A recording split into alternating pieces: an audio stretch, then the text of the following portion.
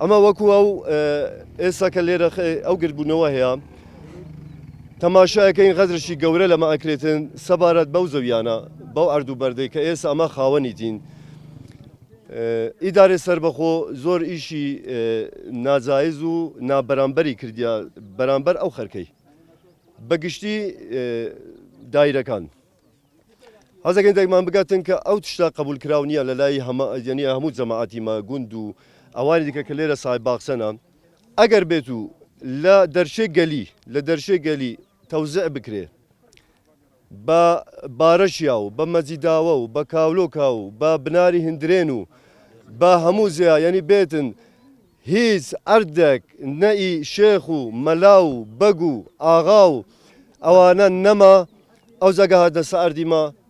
ئەمە بەخێراتنیانەکەین بەسوشی تەماشایەکەین هەندێک مەسوول هەنە هەتا نەتوانن لە پێش ئەردیوانی شتێپەڕن ئەو زادێن غەدری لەماکەن ئێرە مەرئایە تاپۆیە هەموو تشتە لۆ گوندی ئێستا ئەو ئەردوو بەردەی لەمە بسینن یعنی ئەمە دەبێت بچین لە بن خیوەتی دانیشین یعنی ئیساب کەمە هیچ جێوڕێمان نییە ئەمە ساحبی ئەو گوندینە احتمالە 2 میلیۆن داربەڕووی تێدایە ئەگەر سەرۆک شخصی جەنابی مەسعود بارزانی بەخۆ بڕیاری بدا برێوەرن 2 میلیۆن داربەڕووی لێرە ببڕن ئەمە مەمنونی قبولەکەین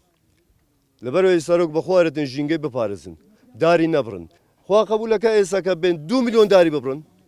بە ناوی ئازە نازانم تەوزیعکردنە فەرمانبەرە هەر شتێک بی پرۆژەیە هەر شتێک بی ئەوە قبول کراو نییە ئەو ئەردانەش هەموو تەلانە هەموو یعنی گرد و تشتا بەخوای لۆ فەرمانبەری دەست نادا یعنی ئێستا کە بێت فەرمانبەر بێتە ئێرە بەخۆی یعنی دەوەڕقی پێ نادەن نەفەریشێ لە هەولێرە ئەردی وەرەگری 5 دەفتەر پارێتی ئەوە غەزرێکیش سوورە لە فەرمانبەری شەکرێتن فەرمانبەریش ئەردی وەربگریتن بێتە سە ئەردێ من برێتن ئەوە ڕەقەمە ئیمنە ئەمە لێ قبول ناکەین